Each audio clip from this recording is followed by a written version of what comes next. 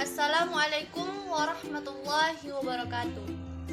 Kami dari kelompok 9, mata kuliah perilaku organisasional, program studi akuntansi, Fakultas Ekonomi dan Bisnis Universitas Pamulang akan menjelaskan hasil dari diskusi kelompok kami mengenai kerja tim.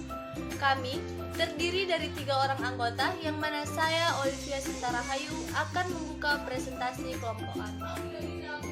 Perbedaan kelompok dan tim. Kelompok adalah sebagai dua individu atau lebih yang berinteraksi dan saling bergantung, yang datang bersama-sama untuk mencapai tujuan tertentu. Sedangkan tim mengacu pada sejumlah orang yang terkait bersama untuk pekerjaan atau kegiatan. Anggota tim bekerja bersama menuju tujuan bersama. Mereka harus mengkoordinasikan tugas dan kegiatan untuk mencapai tujuan bersama. Perbedaan antara kelompok dan tim diantaranya seperti: di kelompok belum tentu tim, namun tim pasti kelompok. Di kelompok, anggota bekerja secara individual dan kadang berbeda tujuan, namun di tim, anggota menyadari ketergantungan antar mereka. Di kelompok, anggota tidak percaya pada motif rekan-rekan kerja, sedangkan pada tim, anggota bekerja dalam suasana paling dipercaya. Di kelompok, apabila mendapat pelatihan atau penerapannya sangat dibatasi oleh pimpinan, sedangkan pada tim, anggota didorong untuk menambahkan keterampilan dan penerapannya dalam tim. Perbedaan kelompok dan tim juga dilihat dari yang pertama mekanisme kerja, anggota, keterampilan, pelabelan, dan gaya bekerja. Tipe tim dibagi menjadi 5. Yang pertama, tim problem solving atau pemecahan masalah. Yang kedua, tim kerja yang dikelola sendiri. Yang ketiga, tim fungsional silang. Yang keempat, tim virtual. Dan yang terakhir, sistem multi-tim. Baik, selanjutnya saya Wina Aryati akan melanjutkan pembahasan mengenai kerja tim. Untuk menciptakan tim yang efektif itu harus diperhatikan dari segi konteks, komposisi, dan proses kerja tim.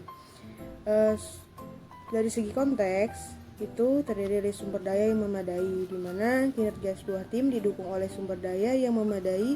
Sumber daya yang kurang atau tidak memenuhi standar akan menurunkan kinerja tim, sehingga ketika anggota dan organisasi itu harus saling bersinergi untuk mencapai tim yang efektif. Yang kedua yaitu kepemimpinan dan struktur. Kepemimpinan ini dalam tim sangat penting. Pemimpin perlu untuk mengarahkan anggotanya, serta struktur penting untuk pendelegasian wewenang. Selanjutnya yaitu iklim kepercayaan. Kepercayaan dalam sebuah tim itu sangat diperlukan untuk memfasilitasi kerjasama, menurunkan kebutuhan untuk memonitor satu sama lain, dan memberikan rasa percaya yang kuat antar sesama anggota. Yang terakhir yaitu evaluasi kinerja dan sistem pembayaran imbalan. Dalam sebuah tim, manajer tidak hanya memberikan penghargaan untuk setiap individu saja, tetapi setiap manajer harus memberikan penghargaan kepada setiap tim dan mengakui kinerja setiap individu dalam tim tersebut. Dan selanjutnya itu komposisi. Yang pertama yaitu kemampuan para anggota. Kemampuan para anggota ini terdiri dari pengetahuan, keterampilan, dan kemampuan dari masing-masing anggota. Selanjutnya yaitu kepribadian anggota. Kepribadian tim yang memiliki keterbukaan serta ketelitian yang tinggi terhadap pengalaman lebih tinggi dari level rata-rata akan cenderung akan mengerjakan tugas dengan baik. Namun dalam tim juga pasti terdapat anggota yang kurang menyenangkan, yang dimana hal tersebut akan mempengaruhi kinerja tim tersebut.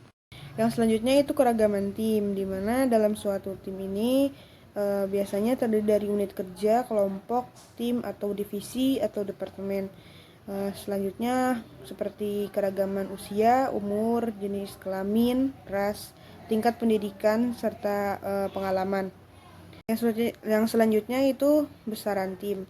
Tim yang kecil adalah kunci untuk meningkatkan efektivitas kelompok. Pada umumnya tim yang paling efektif memiliki 5 hingga 9 anggota. Para ahli menyarankan untuk menggunakan jumlah terkecil dari orang-orang yang dapat melaksanakan tugas.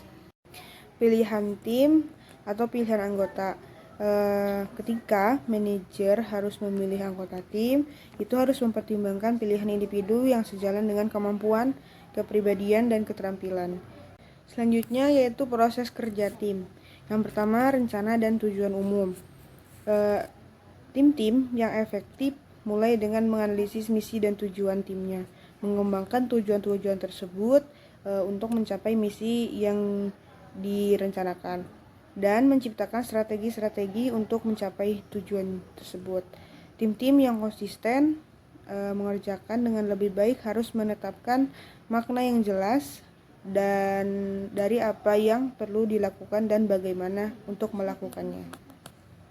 Selanjutnya yaitu tujuan spesifik, di mana tujuan spesifik ini tujuan kinerja yang lebih spesifik dapat diukur dan realistis. Tujuan-tujuan yang spesifik memfasilitasi komunikasi yang jelas, membantu tim dalam mempertahankan fokus terhadap suatu pekerjaan, serta berorientasi pada hasil.